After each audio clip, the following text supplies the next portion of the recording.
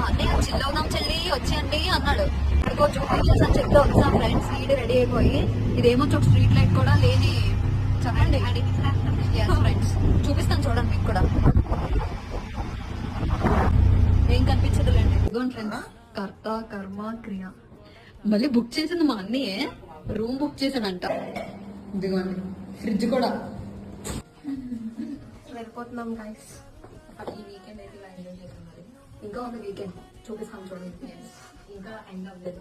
So ఈరోజు Sunday కదా, evening అయితే మరి ఏవో ప్లాన్స్ ఉన్నాయి. ఇప్పుడైతే అన్నీ ఎయిర్పోర్ట్ లో డ్రాప్ చేసేదానికి ప్లాన్స్ అయితే బోల్డ్ ఉన్నాయి గైస్, కానీ వెహికలే లేదు మా దగ్గర. Okay bye guys.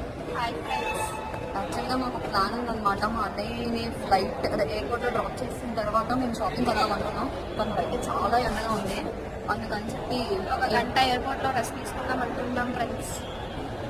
అది